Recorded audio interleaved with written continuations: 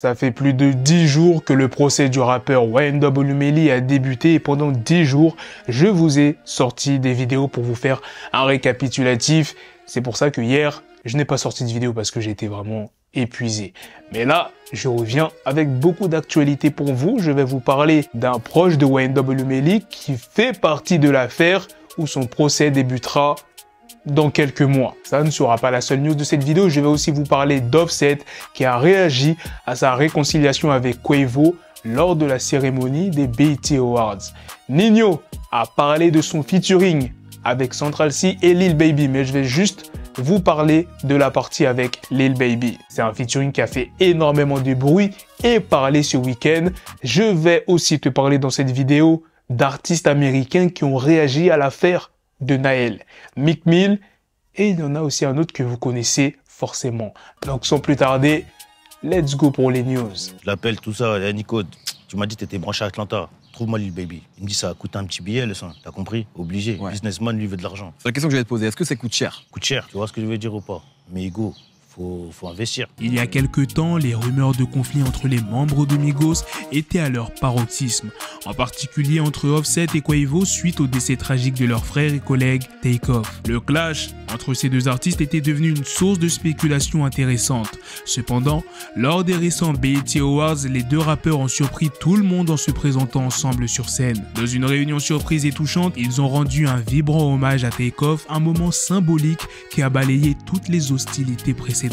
Dans une vidéo publiée sur Instagram, Offset a expliqué « On a fait la performance au BET, c'était iconique. Ça a purifié mon âme. Moi et mon frère Quavo, et on a fait ça car nous sommes de vrais stars. On a fait cette musique. Nous sommes le plus grand groupe à avoir pris un micro. Repose en paix mon frère Take. On a fait ça pour mon frère Takeoff. Moi et Quavo, on se parle toujours de frère à frère. Tu captes ce que je veux dire? Et j'apprécie votre force. C'était un film, c'était une vibe. On avait besoin de ça pour la culture. Et ouais, c'est comme ça que ça se passe. On a bossé pendant 16 heures, de vrais professionnels. Pendant 16 heures, ensuite on est allé dormir. On s'est retrouvé avec Quavo pour bosser sur les visuels. On a bossé sur les positions, sur la scène, les lumières et tout ça en unité. Et vous voyez, quand on met nos trois têtes ensemble, ce sera toujours cinématographique. Que se passe-t-il lorsque l'ambiance festive d'une after-party de concert se transforme soudainement en une scène de violence et de chaos?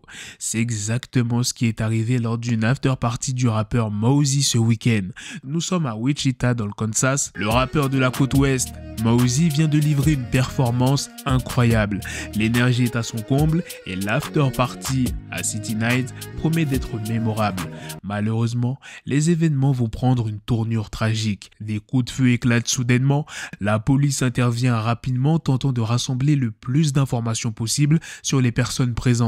Mosey lui-même est brièvement détenu. Aucune charge n'est retenue contre lui en relation avec la fusillade. Mais l'un de ses amis n'a pas la même chance. Arrêté et suspecté en lien avec la fusillade, il est emmené au poste. Des vidéos circulent maintenant en ligne montrant non seulement l'arrestation de Mosey, mais aussi la scène chaotique de la fusillade elle-même. Des coups de feu, des cris, la panique, une scène d'horreur. Les traces de la violence sont visibles, du sang sur le sol alors que les gens fuient la scène. 7 personnes ont été touchées, certaines dans un état critique. Ces dernières semaines, plusieurs quartiers de France ont été le théâtre de violents affrontements suite à la mort tragique du jeune Naël, 17 ans, tué lors d'une interpellation par la police. Cette tragédie a enflammé les rues, en particulier à Nanterre, d'où Naël était originaire. Mais au milieu de ces émeutes, une marche blanche a eu lieu, un cri de paix parmi le chaos. Rof, l'artiste rap influent, y était. Rof, connu pour son franc-parler et son énergie débordante, a pris la parole dans un message adressé aux jeunes des quartiers. Il a appelé au calme. Sur Instagram, Rof a écrit « Ne donnons pas raison à ceux qui méprisent les quartiers, les musulmans, les pauvres, les noirs et les arabes pour élargir leurs électorats de racistes. Si vous êtes croyant et juste, vous savez que tout casser, tout brûler, tout piller, c'est pas le comportement que Dieu attend de nous. On n'est pas dans notre hack. En vrai, je ne suis pas imam, je dis la vérité. Calmez votre colère les petits frères. On chie pas là où on dort. On détruit pas ce que nos voisins, nos familles, nos concitoyens ont eu peine à construire et à gagner. La mémoire de Naël ne doit pas être salie mais honorée dignement et intelligemment. Je comprends mais je n'approuve pas tout ça. J'ai de la peine et la rage comme vous, mais on doit civiquement l'interpréter autrement et respecter le deuil de sa maman. Hashtag justice pour Naël. Les paroles de Rov sont un rappel que bien que la colère et la frustration soient légitimes, l'objectif ne doit pas être perdu de vue. Ce ne sont pas les quartiers qui doivent être détruits, mais les injustices qui doivent être combattues. La question qui se pose maintenant est, ces paroles suffiront-elles pour apaiser la tempête? Meek Mill a envoyé son soutien pour l'affaire de Naël. Ce n'est pas le seul artiste, il y a aussi le rappeur French Montana qui a apporté son soutien. Imaginez être à l'aube de la célébrité pour tout voir s'effondrer en une seule nuit.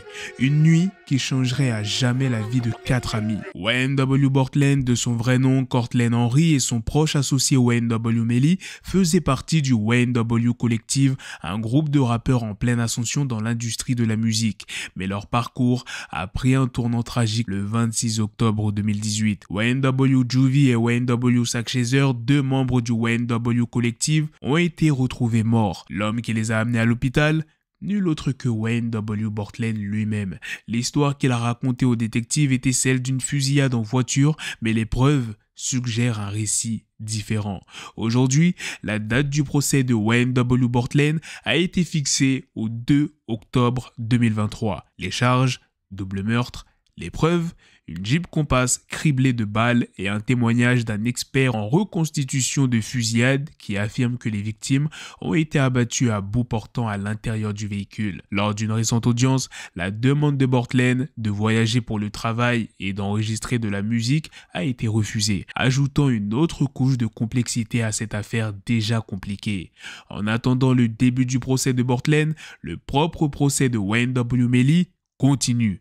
Le jury doit revenir le 10 juillet. Nous sommes au Rolling Loud aux Pays-Bas, la scène est en feu et Travis Scott est à un niveau d'hypertension digne d'un 10 sur 10. Et c'est alors que ça se passe. Un fan, non seulement vivant la musique, mais l'incarnant attire son attention. C'est une véritable réplique de l'énergie de Travis, comme s'ils se reflétaient l'un l'autre. Et voilà ce qui se passe ensuite. Impressionné par l'engagement du fan, Travis décide de lui donner une récompense sur le moment. Il retire son t-shirt inédit Utopia et le donne à ce fan chanceux. Et ce n'est pas tout. Il retire aussi ses chaussures, des Jordan uniques et personnelles, et les donne également. Un instant inoubliable pour le fan. Bien sûr, d'autres fans essayent de mettre la main sur ces articles, mais Travis s'assure qu'ils vont bien à la personne pour qu'ils étaient destinés. C'est la meilleure nuit de sa vie. Pas seulement parce qu'il a eu une interaction 1 contre 1 avec son idole, mais parce qu'il a maintenant en sa possession des objets de collection inestimables. Voilà les gars, c'est la fin de cette news, c'est aussi la fin de cette vidéo. Dites-moi dans les commentaires ce que vous en pensez de toutes les news que je vous ai présentées dans cette vidéo. Sur ce, on se donne rendez-vous très prochainement pour d'autres vidéos news. Prenez soin de vous la famille. Peace.